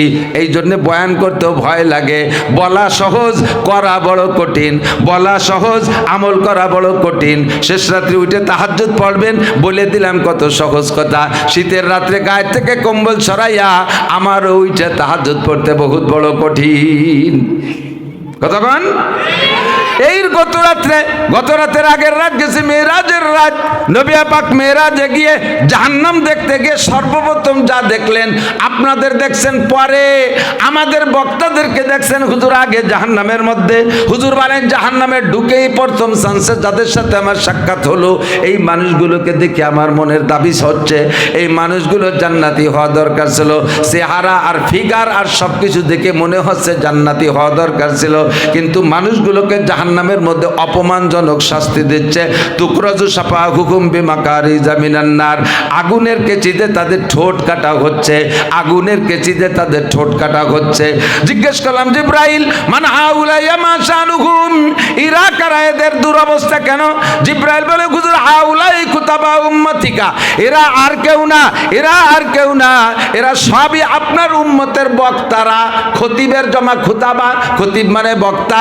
জুমার দিনের মসজিদ, জুমা মসজিদের খুতবা দেয় যে তাকেও খতিব বলে, আমরা বক্তারা আমাদেরকেও খতিব বলে। আপনার উম্মতের খতিব আর বক্তারা ইয়াকুলুনা মা লা ইয়াফালুন, বয়ান করতো নিজে আমল করতো না, বয়ান করতো নিজে আমল করতো না। ও দোস্ত, বয়ান তো মাইক পাইছি, সুন্দর শ্রোতা পাইছি, জাকানাকা বয়ান সব ঢেলে দিতে পারি, আমল না করলে আমার পাছার চামড়া থাকবে না।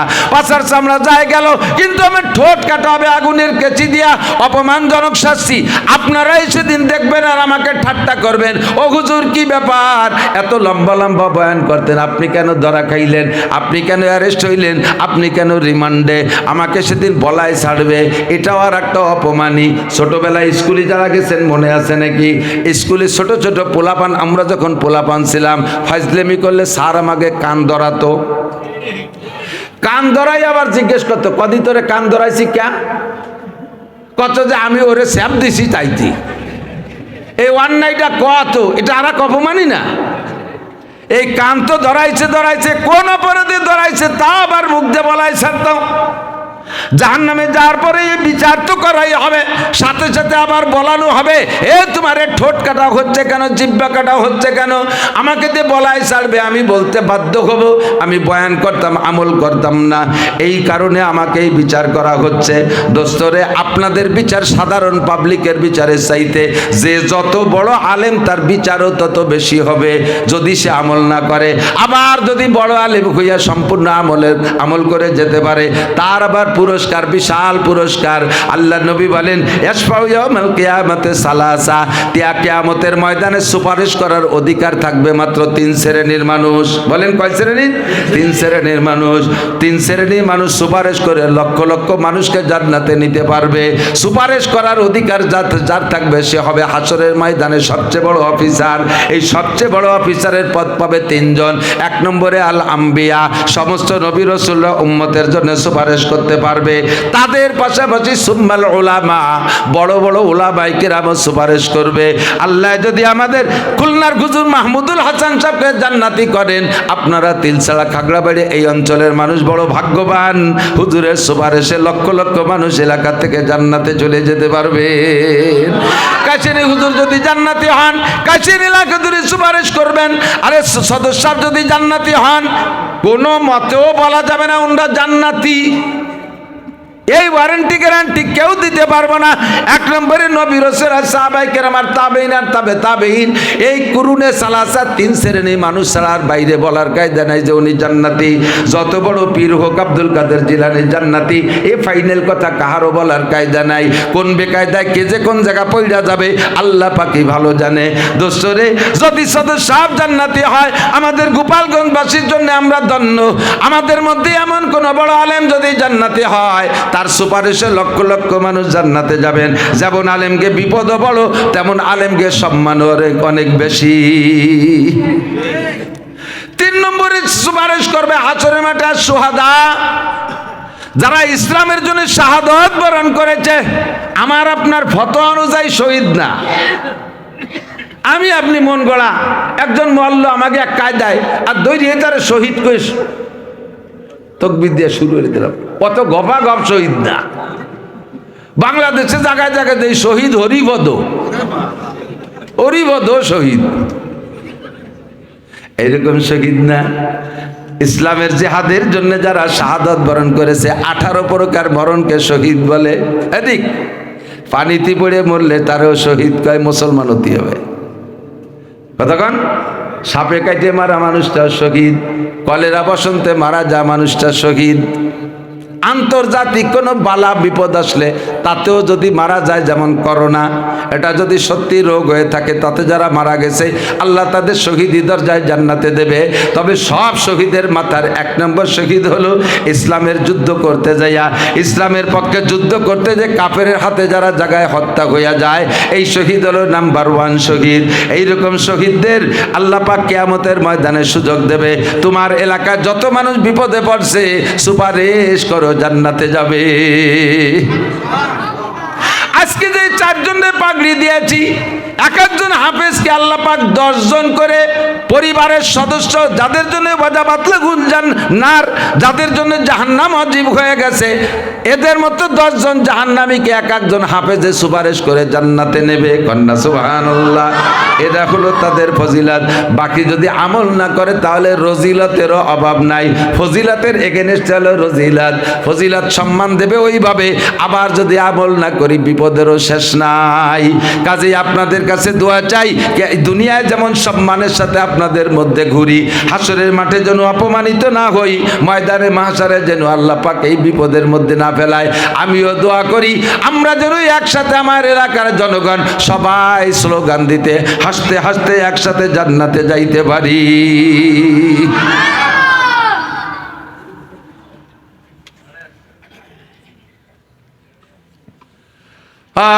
অল্প সময় কম, কামাই বেশি, কি গর্ব। এই সব দোষ এই মারু হুজুরি।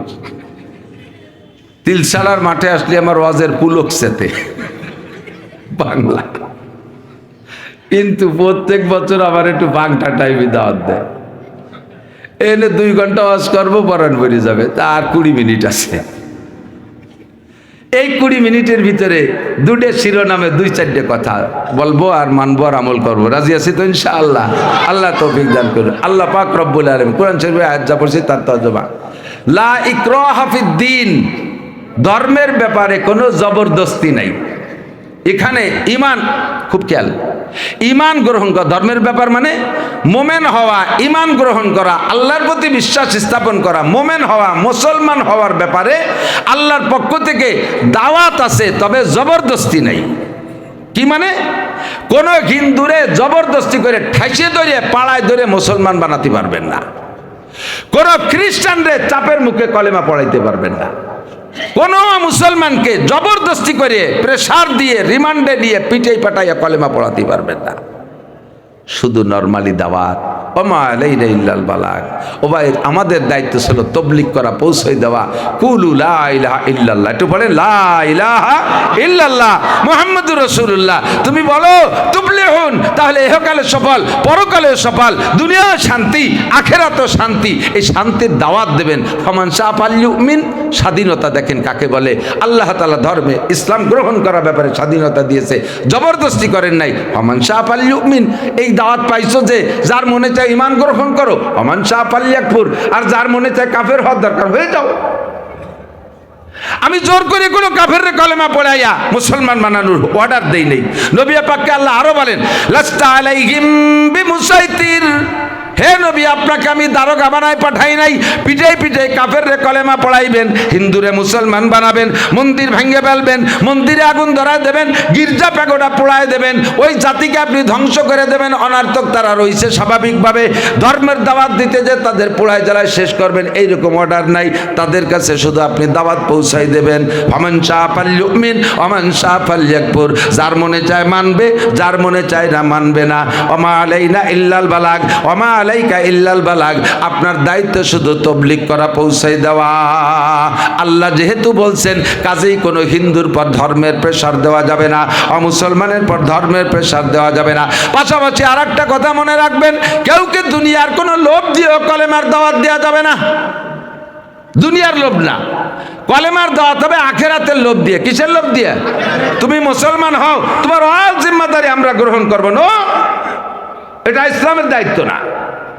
দুনিয়ার লোভ দিয়ে করে মুসলমান বানানো যাবে না, ইসলামের দাওয়াত দেওয়া যাবে না।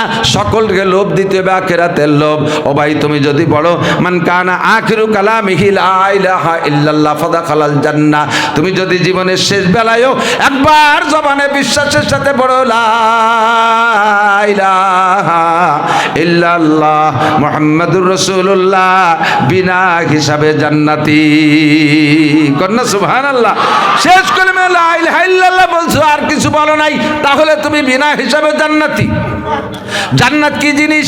কয় জান্নাতুল খালিদিনা ফিহা আবাদা, এমন একটা জান্নাত, এমন একটা বাগান যার ভিতরে মালা আইনুন রাআত ওয়ালা উদুনুন সামিয়াত ওয়ালা খাতারা আলা কলবি বাশার। ওই জান্নাতের মধ্যে তুমি মুখে যা বলবা তাও পাবা।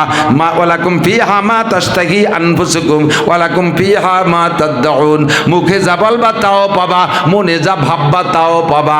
আর তার মধ্যে কি আছে নিয়ামত সম্পর্কে বিশ্লেষণ তোমাকে দুনিয়ায় দিলাম না, এতটুক জেনে না। আল্লাহ পাক নিজেই বলেন হাদিসে কুদসি, আদাতুল ইবাদিয়া সালিহিন, আমার ইমানদার বান্দা, কলেমা পড়নেওয়ালা বান্দা, আমার নেককার বান্দা, যারা নামাজ পড়ে, রোজা রাখে, হজ করে, যাকাত দেয়, হালাল খায়, বেপরদা করে না, হারাম খায় না, কোনো প্রকার গুনাহ করে না, নেককার বান্দা যখন জান্নাতে যাবে, তার জান্নাতের মধ্যে আমি রেখেছি মালা আইনুন রাত, এমন এমন নিয়ামত জীবনে কোনোদিন তার চোখে দেখো নাই, কোনোদিনও তা দেখো নাই। কি করে দেখবেন? দুনিয়ায় তো তার কোনো গন্ধই নাই। কতক্ষণ দুনিয়ায় কি স্বর্ণের বিল্ডিং দেখছেন কেউ? আছে? যে সবচাইতে ছোট্ট বিল্ডিং পাবে জান্নাতের ভিতরে, সূরা ফাতিহা ছাড়া আর কিছু পারে না, সূরা ফাতিহা ছাড়া আর কোনো কোরআন শরীফের কোনো সূরা জানে না। ওই লোকটা জীবনে 1000 বার সূরা ফাতিহা পড়ছে নামাজের মধ্যে। আল্লাহর কসম, জান্নাতের ভিতরে 7 তলা বিশিষ্ট 1000 দালান তার জান্নাতের মধ্যে হয়ে গেছে। আর এই বিল্ডিংগুলো দুনিয়ার ওই পুকুরের সরের বাটার ইট না, মারু হুজুরের ব্যবসার ইট না। ও ইট হলো লাবিনাতুম মিন যাহাব লাবিনাতুম মিন ফিদ্দা, একটা ইট হবে স্বর্ণের, আর একটা ইট হবে রূপার। মেশকো আর জাফরান দিয়ে হবে গাঁথনি, দুনিয়ার কোনো সিমেন্টের গাঁথনি হবে না।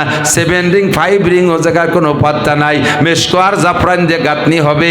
শুধু আলহামদুসুরু আলা, যদি আলহামদুসুরুর হাফেজ, ওই লোকটার বিল্ডিং সব হবে 7 তলা। সাথে যদি ইন্না তাইনা পড়েন, বিল্ডিং 10 তলা। সাথে কুলুসুরা পড়েন, বিল্ডিং 14 তলা। এর সাথে নাচ পড়েন, বিল্ডিং হবে 20 তলা। সূরা নাচে 6 আয়াত, ছোট্ট সূরার মধ্যে 6 আয়াত, প্রত্যেক আয়াতে আয়াতে 1 তলা। যে লোকটা 1 খতম কোরআন শরীফ 1 তরতিবে পড়ে, তার জান্নাতের মধ্যে বিল্ডিং হবে 6236 তলা। মজা কারে কয়? এই জান্নাতের প্রলোভন দেওয়া হবে, এই দেওয়ার পরে যদি মনে চাইলে মানে চলে আসো, মনে চাইলে মানে চলে আসো, তোমারে বলবো না তুমি মুসলমান হও, পুরো পরিবারের দায়িত্ব আমরা নেব, তুমি মুসলমান হও, ঘর বাড়ি দালান কোঠা বানায় দেব, যেটা ইহুদ নাসারাদের স্বভাব। খ্রিস্টানরা লক্ষ লক্ষ কোটি কোটি টাকা দিয়ে মুসলমানদেরকে কিনে নিয়ে যাচ্ছে। আমি গিয়েছিলাম রংপুর, পঞ্চগড়, ঠাকুরগাঁও, বীরগঞ্জ ওই এলাকায় মাহফিলে গিয়েছি। আজ থেকে 10 বছর আগে গিয়েছিলাম। সে সমাজে সব গ্রামের মানুষদেরকে মুসলমান দেখেছি, অনেক অনেক মসজিদও সে এলাকায় দেখে আসছিলাম। গত 2 বছর আগে গিয়ে দেখি সব গ্রামের সমস্ত গ্রামের মানুষগুলো খ্রিস্টান হয়ে গেছে, আর মসজিদগুলো ভাঙ্গে ভাঙ্গে সে জায়গা গির্জা বানাইছে। শুধুমাত্র দুনিয়ার প্রলোভন দিয়া, টাকার লোভ দিয়া, টাকা দিয়ে দিয়ে তাদেরকে খ্রিস্টান বানায়। আমরা কোনো খ্রিস্টান কাফেরদেরকে একটু ধমক দেব না, জবরদস্তি করবো না ইসলাম গ্রহণ করার জন্য, আর দুনিয়ারও কোনো লোভ দেব না। লোভ দেব শুধু জান্নাতের লোভ। কতক্ষণ ঠিক ঠিক না? মানে আমিলা সালিহান ফালিনাফসিহি ওয়া মান আসাআ ফালাইহা। আল্লাহ পাক বলেন নেক আমল করবা তো তোমার লাভ, বদ আমল করবা তোমার লস। একটু আমার সাথে স্লোগান দেবেন, বলবেন আমার লাভ। নামাজ পড়বেন, রোজা রাখবো, হজ করব, যাকাত দেব, ফরজ ওয়াজিব, তিলাওয়াত জিকির, তাবলীগ সরমনাই, নেক কাজ করব, দান করব, মসজিদ করব, মাদ্রাসা করব, এগুলো সব আমার লাভ। ওমানা সাফা আলাইহা, জিনা করব আমার লস। বলেন জিনা করব, চুরি করব, ডাকাতি করব, আইল ঠেলবো, জাল দলিলে, মিথ্যে সাক্ষী, ফেসবুকে নোংরা ছবি, যত গুনাহ আছে সব আমার লস। এগুলো বুঝে বুঝে যে ব্যক্তি আমার লাভটা বুঝে করে, তার আমল নামায় ঢুকবে। ওমান আসাফা আলাইহা, আর গুনাহ করবেন আপনার আমল নামায় ঢুকবে। আল্লাহ তাজিরু ওয়াজিরাতু বিজরা উখরা, আকাম করবেন আপনি আর বোঝা বয়ে বেড়াবো আমি, এমন হবে না। আপনার বোঝা আপনাকেই বইতে হবে, আমার বোঝা আমাকেই বইতে হবে। একজনের বোঝা আর একজনে বয়ে দেবে না। ওই চিন্তায় ওই ধান্দা করে বসে থাকেন না। হুজুরকে 50,000 টাকা দিয়ে দিছে, আমি নামাজ পড়বো না। হুজুরকে তো দিছিটা আমার টাই দিয়ে মসজিদ বানায় নামাজ পড়ুক, আমারে কি 2-1 রিকাত দেবে না? 1 রিকাতও না দুদু। ওই আশায় বসে দিয়ে লাভ নাই। যার যেটা সেই কামাই করেন। কতক্ষণ? আপনার টাকা আপনি দান করবেন, আপনার আমল নামায় ঢুকবে, আপনার নামাজ আপনি পড়বেন, আপনার পরকাল উজ্জ্বল হবে। আপনি আরেকজনের দিকে তাকায় বসে থাকবেন না। এজন্য বলা হয় লা ইকরাহা ফিদ্দিন, ধর্মের মধ্যে কোনো জবরদস্তি নাই। এক কথা। 2 নম্বর আয়াতের কথা হলো লা ইউকাল্লিফুল্লাহু নাফসান ইল্লা উসাহা। আল্লাহ তাআলা মানুষকে শক্তির বাইরে, সাধ্যের বাহিরে কোনো হুকুম চাপায় দেয় নাই। শক্তির বাহিরে, সাধ্যের বাহিরে আল্লাহ কোনো হুকুম চাপায় দেয় নাই। যেটা আমাদের ক্ষমতায় কুলোয় আল্লাহ সেইটাই চাপাইছে। কতক্ষণ? একটু এটা করে, এটা তো গলামে কইলেন ঠিক, একটু বুঝিয়ে কন। নামাজ পড়া কি সম্ভব না অসম্ভব? ওযু বানানো সম্ভব না অসম্ভব? যদি অসম্ভব হইতো তাহলে হাজার হাজার মানুষ বানাতো কি করে? যদি নামাজ আমাদের পর অসম্ভব চাপ হইতো, লক্ষ লক্ষ মানুষ নামাজ পড়তেছে। এই স্কুল কলেজের ছাত্ররা জবাব দাও, তোমরা হাই স্কুল কলেজ বিশ্ববিদ্যালয় যে যে জায়গায় পড়ো না কেন, তোমরা এক শ্রেণী মানুষ ওই জায়গা পড়ে নামাজ পড়তেছো না। তোমাদের বিশ্ববিদ্যালয়ে আর এক শ্রেণীর যুবক তারা রেগুলার নামাজ পড়ে, আছে না নাই? তোমরা পর মেয়ের সাথে প্রেম গল্প করতেছো, এক শ্রেণীর যুবক বিশ্ববিদ্যালয়ে আছে তারা কোনো মেয়ের সাথে কথা বলে না, এরকম মানুষ আছে না নাই? তোমরা প্যান্ট শার্ট টাই কোট পরো, ওই বিশ্ববিদ্যালয়ে আরো ছাত্ররা আছে তারা পাগড়ি পরে, জুব্ব পরে, তারা এই জুব্ব পরে ক্লাস করে, তাহাজ্জুদের নামাজ পড়ে, 5 ওয়াক্ত জামাতে নামাজ পড়ে, ছুটি পাইলে 3 দিন 5 দিন 7 দিন 10 দিন এক সিল্লের জন্য তবলিগে চলিয়া যায়। প্রতিষ্ঠানের দোষ দিয়ে তুমি এড়াই যাইতে পারবা না। এই প্রতিষ্ঠানের স্বভাব এইরকম বেআমলি। আল্লাহ কয় মিথ্যে কথা কইছিস গাঁজাখোর। ওই প্রতিষ্ঠানে তোর প্রযুক্তি বিশ্ববিদ্যালয় গোপালগঞ্জ ঘুনাপাড়া প্রযুক্তি বিশ্ববিদ্যালয় আমি মাঝে মাঝে যাই, ও জায়গায় যে দেখি 1000-2000 ছাত্র বসে, তারা তবলিগ মুখী, তারা তাহাজ্জুদ গুজার, তারা 5 ওয়াক্ত নামাজ পড়ে। একই বিশ্ববিদ্যালয় পড়া তুমি নামাজ পড়তে পারলে না, আর ওই জায়গায় থেকে আর একজন পড়ল করলো, তুমি প্যান্ট শার্ট টাই কোটের অভ্যাস করলে, আর ওই জায়গায় বসে আর একটা ছেলে এত বড় জুব্বো আর পাগড়ি পরে ক্লাস করে, তারে তো স্যাররা একটু খারাপ জানে না, কথা বলেন জানে নাকি? বরঞ্চ আমল কর্নেওয়ালাটাকে সব শিক্ষকরাই ভালোবাসে। তারা ভদ্র হয়, তারা নম্র হয়, তারা উশৃঙ্খল হয় না, তাদের নামে কোনো নালিশ নাই, তারা কোনো দাঙ্গা হাঙ্গামা করে না, মদ গাঁজা আবার খায় না, প্রতিষ্ঠানের দোষ দিয়ে এড়াইতে যেতে পারবে না। আল্লাহ পাক অসম্ভব কোনো হুকুম চাপায় দেয় নাই। পড়ো, তুমি ডাক্তার, ইঞ্জিনিয়ার, বিজ্ঞানী হও, IABM BCS পাস করো, তুমি OC DC SPTO যা খুশি সব হও, MP মন্ত্রী হও, কোনো দোষ নাই, কোনো দোষ নাই। তবে এই কাজগুলো করার ভিতরে তুমি শরীয়তের বিধানগুলো মেলে চলো, এগুলো কোনোটাই করা কঠিন না। যদি করা কঠিন হইতো ওই সমস্ত মানুষগুলো করতে পারতো না। ইউরিদুল্লাহু বিকুমুল ইউসরা ওয়া লা ইউরিদু বিকুমুল উসর। আল্লাহ তাআলা সর্বক্ষেত্রে আমলের ব্যাপারে সহজ পন্থা অবলম্বন করেছেন, কঠিন কোনো মাসালা আমাদের পর চাপায় দেয় নাই। ফজরের নামাজ ঘুম থেকে উঠিয়া না উঠবেন কে? দুনিয়ার চাকরি করতে রাতের বেলা তো আসি, দেখি ভোর 5টার সময় রাস্তায় রাস্তায় দলা দলা হয়ে মহিলা পুরুষ দাঁড়ানো, সরকারি কোম্পানির গাড়ি আসবে, এই জায়গার থেকে শুরু করে এই মহিলা পুরুষকে গুছাই গাছাই নিয়ে সেই রাত্রে রান্নাবান্না করে টিফিন ক্যারি করে ভাত নিয়ে দাঁড়ায় রয়েছে। আকিস কোম্পানিতে যাবে, ওই মকসেদপুর, সেই জায়গায় চাকরি করে। ওই বসে গেলি দেখি ফরিদপুরের বিভিন্ন কারখানায়, গাজীপুর এলাকার সব ইন্ডাস্ট্রিয়াল এলাকায় গেলি দেখি এইভাবে রাত 6টার সময়, 5টার সময়, 4টের সময় উঠে উঠে সে জায়গা যাইতে পারো। তার চাইতে অনেক সহজ, সারা রাত ঘুমাও, ফজরের নামাজটা উঠে টাইম মতো পড়ো, পড়ে কাজে নামো। নামাজ পড়লে তোমার রিজিকের দায়িত্ব আমি আল্লাহ নিয়ে নিলাম, কন্যা সুবহানাল্লাহ। তুমি নামাজ পড়ে যাও, যাও কারখানায় কাজ চাকরি করতে, তুমি নামাজটা পড়ে নাও। তুমি দুনিয়া কামাই করার ব্যাপারে এত পরিশ্রম করে ওই সময় উঠতে পারো, আখেরাতের জন্য কেন উঠতে পারবো না? আল্লাহ একটুও কঠিন চাপাই দেয়নি।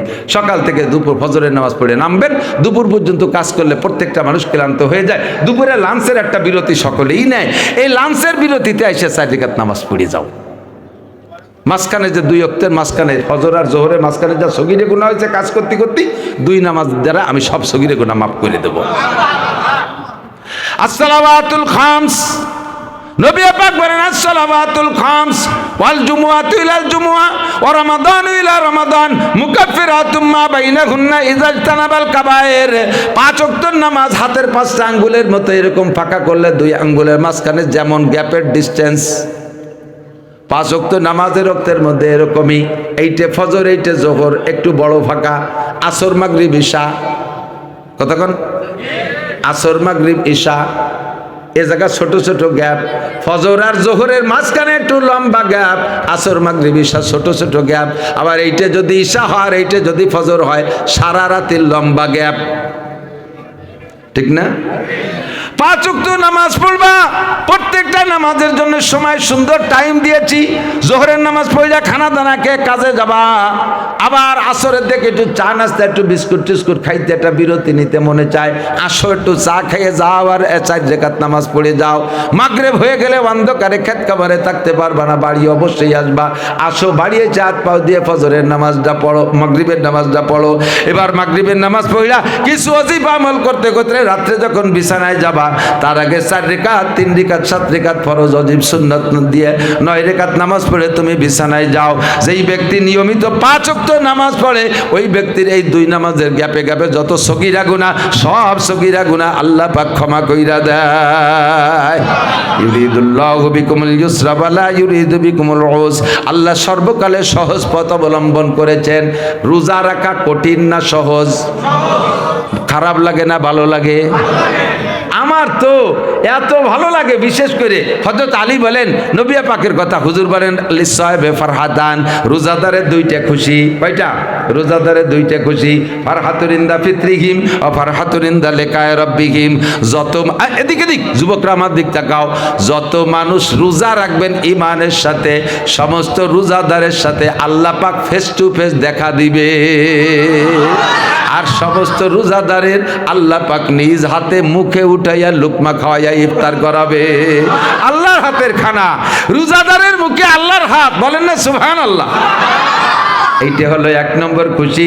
আখেরাতে দুনিয়ার রোজাদারের খুশি হলো লিসামে ফারহাতান ফারহাতুন ইনদা ফিত্রিহিম, রোজাদারের খুশি হলো ইফতারির সময়।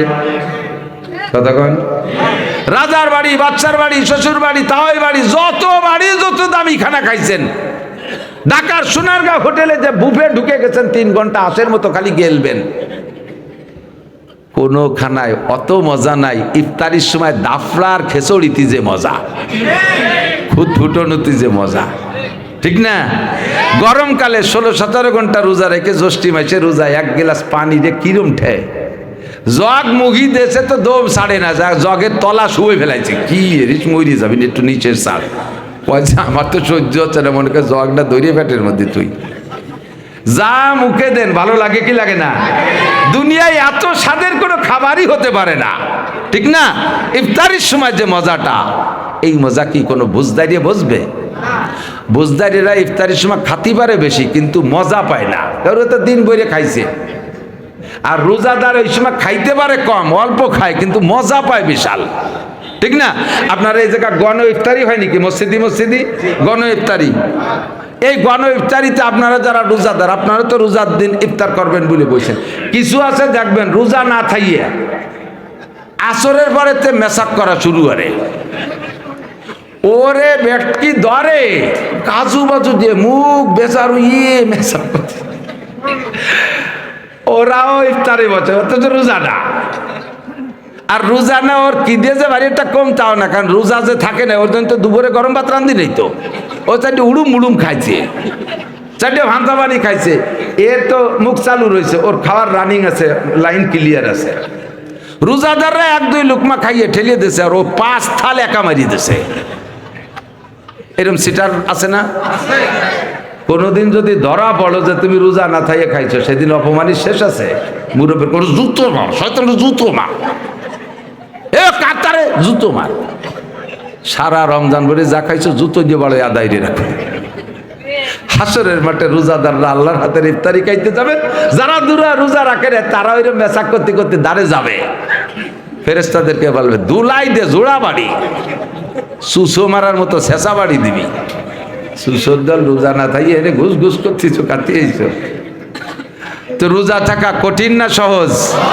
হজ করা কঠিন না সহজ? যাকাত দেওয়া কঠিন না সহজ? সহজ। আল্লাহ বড় অঙ্ক চাই নেই, কই নেই যে 1 কোটি টাকা ইনকাম করছো, 2.5 লাখ তোমার আর 97.5 লাখ আমারে দেবে, আল্লাহ তা কই নেই। আল্লাহ কয় 97.5 লাখ তোমার, আমারে দেবো মোটে 1%, 40 ভাগের 1 ভাগ, 2.5%। আমারে দেওয়া 2.5 লাখ, 97.5 লাখ তোমার। সহজ না কঠিন? কঠিন না সহজ? রাজভর বললে উদাহরণ দিতে পারবো, প্রত্যেকটা আমলই সহজ, আর যে জায়গা কঠিন মনে হবে ওই জায়গা আল্লাহ সহজ ব্যবস্থা করে দিয়েছে। এর নাম হলো বিকল্প সড়ক। রাস্তার ব্রিজ ভেঙে গেছে, ওই ব্রিজ সংস্করণ করার জন্য ব্রিজ ভেঙে ফেলাইছে, কারণ ওই পাশে যার জন্য রাস্তা বানায় দেয় না, ওর নাম কি? বিকল্প সড়ক, ঠিক না? শরিয়াতের আমলের যে জায়গা দিয়ে আপনার কষ্ট হবে, ব্রিজ ভাঙ্গা পাবেন, ওই জায়গা বিকল্প সড়ক। আল্লাহ এই ওযু ছাড়া বলে নামাজ পড়া যায় না, কও দিয়ে আল্লাহ আমার তো জম্মের জ্বর, এই জায়গা কি এরি? আল্লাহকে বিকল্প সড়ক আছে, মাটি দিয়ে তৈম করো, মাটি দিয়ে তায়াম্মুম করো, বিকল্প সড়কে যাও। ব্রিজ ভাঙ্গা সাথে বিকল্প সড়ক। আল্লাহ রমজান মাসে হুজুর যেভাবে বললেন রোজা তো রাখাই লাগে, কিন্তু আমার তো শরীর বিচক্ষণ খারাপ, রোজা রাখলে আমার আর বাঁচার কায়দা নাই। আল্লাহকে কোনো ঝামেলা নাই, তোমার জন্য বিকল্প সড়ক আছে, রমজানের পরে রাখো, আপাতত ওষুধ পানি খেয়ে সুস্থ হও। ব্যবস্থা আছে না নাই? আল্লাহ ফরজ নামাজ দাঁড়ায় পড়া ফরজ, নাসির হুজুর বললো আমি তো দাঁড়াতে পারি না, কি করি? আল্লাহকে বিকল্প সড়ক আছে, বসিয়ে পড়ো। চেয়ারের দরকার বসো, নিচের দরকার বসো, বসতে পারো না শো, যেভাবে পারো পড়ো, বিকল্প সড়ক আছে। ইউরিদুল্লাহু বিকুমুল ইউসরা ওয়ালা ইউরিদু বিকুমুল উসর। আল্লাহ তাআলা কখনো আমাদেরকে শক্তির বাহিরে হুকুম চাপায় দেয় নাই। কথা কি বুঝে আসছে? তাহলে আমাদের পর আল্লাহ পাক ধর্মের ব্যাপারও জবরদস্তি করেন নাই, আমলের ব্যাপারও কঠিন পথ অবলম্বন করেন নাই। আমলে অভ্যাস হয়ে গেলে যখন শরিয়াত তবিয়াতে পরিণত হয়ে যায়, তখন কিন্তু আমল করতে কষ্ট হয় না, আর তবিয়াতে পরিণত না করা পর্যন্তই কষ্ট হয়। আল্লাহ তাআলা আমাদেরকে শরিয়াতকে তবিয়াত বানানোর তৌফিক দান করুন, শরিয়াতে সব বিধিবিধান মানার তৌফিক দান করুন। আর হাফেজ সাহেব প্রস্তাব দিয়েছেন বিল্ডিং এর জন্য, প্রত্যেকে 1 স্কয়ার ফিট বিল্ডিং এর টাকা 2000 টাকা চাইছে। 2000 টাকা 200 রে আপনি 20 বার দেন, 20 সপ্তাহে দেন, প্রত্যেক সপ্তাহে 100 করে টাকা জমা দিয়ে যান আপনাদের এই বিল্ডিংয়ের জন্য। 20 সপ্তাহে আপনার 2000 টাকা হয়ে যাবে। হুজুর 1 square building, 1 square feet, 1 square ফিটে একটা কোরআন শরীফ রাখা যায়। আপনার মনে ধান্দা হবে যে আমি একটা কোরআন শরীফ রাখার জায়গা তৈরি করে দিলাম। এই জায়গাটা কিয়ামতে আপনারা সুপারিশ করবে। মোহাব্বতের সাথে 2 বার 10 জন 20 জন 50 জন কি হাত জাগাইতে পারবেন যে আমি ইনশাআল্লাহ 1 ফুট বিল্ডিং এর টাকা দেবো? দেখি 1 ফুট বিল্ডিং এর টাকা দেনেওয়ালা কে কে আছেন? 1 ফুট বিল্ডিং এর টাকা, 1 ফুট বিল্ডিং এর টাকা, আরো হাত জাগান, 1 ফুট বিল্ডিং এর টাকা দেবো। বাপ চলে যাবেন, টাকা নিয়ে যেতে পারবেন না। 1 ফুট বিল্ডিং এর টাকা দিয়ে যান। আব্বার জন্য 1 ফুট দেন, আপনার জন্য 1 ফুট দেন, মার জন্য 1 ফুট দেন, 1 ফুট বিল্ডিং এর টাকা দেন। দেবেন তো ইনশাআল্লাহ? দেবেন তো ইনশাআল্লাহ? যারা হাত জাগাইছেন মাহফিলের শেষে হুজুরের কাছে এসে নাম লেখা যাবেন, ঠিক আছে ইনশাআল্লাহ?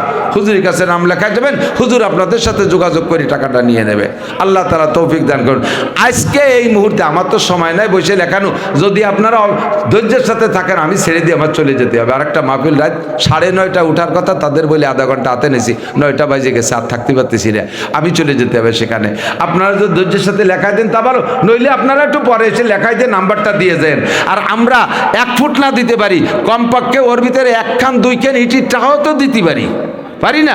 সেই হিসেবে সেই টাকাটা এখনই হাতে রেডি করেন। ছাত্ররা একটু যাচ্ছে, হুজুর আমার কই নেই, আমার মনে চাইতেছে, আপনাদের জজবা দেখে আমার খুব ভালো লাগতেছে, যে হাঁটা দেবেন তার হাঁটা দেখে আর 10 জন চলে যাবে, গুনাহটা আপনার আমলনামায় হবে। দেন আর না দেন, দাঁড়ায় আছেন যারা দাঁড়ায় থাকেন, বসালারা বসেন, একটু নেমে পড়েন। 2 খান 5 খান ইটির টাকা দেবেন। মিনু ভাই কত? 2000। মিনু ভাই 2000 হবে না? মিনু ভাই 2000 হবে না? আপনাকে কি করবেন? আপনি 2500, 2.5 ফুট 5000। হ্যাঁ 5000 কোন দিন ভয় কোটি কোটি চাহিদা। ওনার গেল অত্যন্ত ভালোবাসি, ওনার নাম আমি মুখস্থ রাখছি এত মানুষের মধ্যে। আমার অত্যন্ত মহব্বতের মিলু ভাই আমার মাদ্রাসায় 10-20 হাজার টাকা দেয়। আল্লাহ তাআলা ওনার ব্যবসা বাণিজ্যে বরকত দিক বলেন আমিন। জোর করে মোহাব্বত করে চাইয়ে নিছি, নগদই দিয়ে দেছে।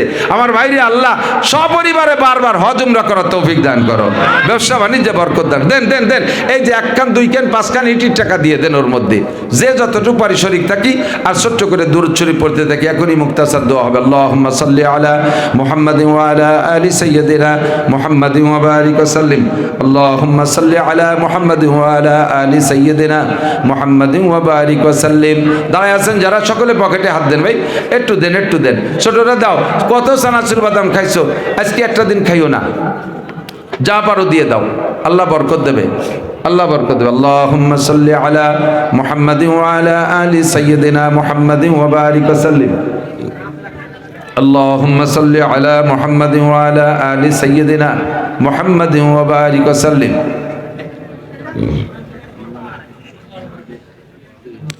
اللهم آمين. ربنا ظلمنا أنفسنا وإن لم تغفر لنا وترحمنا لنكونن من الخاسرين. ربنا فاغفر لنا ذنوبنا وكفر عنا سيئاتنا وتوفنا مع الأبرار. আল্লাহ আমাদের জীবনের সব গুনাহ মাফ করে দেন, জানা অজানা সব গুনাহ থেকে মাফ চাই, ক্ষমা করে দেন। আয় আল্লাহ, বাকি জিন্দেগি গুনাহ না করি এ ব্যাপারে আপনি কুদরতি নজরে আমাদেরকে পাহারাদারি করেন। আমাদের মরহুম মুর্দাগান আপনজন যারা কবরে চলে গেছে, এলাকার মাদ্রাসার শুরু লগ্ন থেকে এ পর্যন্ত কমিটির সদস্যরা অনেকে চলে গেছে, সবাইকে মাফ করে দেন। আয় আল্লাহ, সমস্ত মরহুম মুর্দাগানদের কবরে জান্নাতের দরজা খুলে দেন। আমরা যারা বেঁচে আছি আমাদের জান মাল ইজ্জত আবরু হেফাজত করেন, ঈমান ও ইসলামের সাথে মজবুত থাকার তৌফিক দান করেন। শরীয়তের বিধি বিধানগুলো আমাদের নজরে আসান করে দেন, আমলের ব্যাপারে আমাদেরকে সহজ করে দেন। আয় রাব্বুল আলামিন, এই মাদ্রাসাখানা কবুল করে নেন, মাদ্রাসার অভাব অনটন দূর করে দেন। আপনার যে সকল বান্দারা লেখাইলেন, লেখাইতে চাইলেন, দিলেন নগদ বাকি, সকলকে কিয়ামতে আনসার সাহাবাদের সাথে জান্নাতি করে দিয়েন। দুনিয়ায় হালালভাবে লাখ লাখ কোটি কোটি টাকার মালিক বানায় দেন। সপরিবারে হজ উমরা করার তৌফিক দান করেন। আয় আল্লাহ, সুস্থতার সাথে, ইজ্জতের সাথে, প্রশস্ত হালাল রিজিকের সাথে আমাদের সকলকে লম্বা হায়াতে তয়বা দান করেন। আয় মেহেরবান আল্লাহ, এই মাদ্রাসায় থেকে যারা ফারেগ হলো তাদেরকে হক্কানি হাফেজ আলেম বা আমল বানায় দেন। যারা লেখাপড়া করতেছে তাদের মেধা শক্তি বাড়ায় দেন। মোহতামেম সাহেব ও শিক্ষকদের হিম্মত শক্তি বাড়ায় দেন। তাদের আমলি মালাকা আরো বাড়ায় দেন। এলাকার মা বোন যারা এই মাদ্রাসার ছাত্রদেরকে চাউল দিয়ে, ডাউল দিয়ে, মুষ্টি চাল, খাবার দিয়ে সহযোগিতা করে তাদেরকে আনসার মহিলা সাহাবাদের সাথে জান্নাতি করে দিয়েন। আয় রব্বুল আলামিন আমাদের সকলকে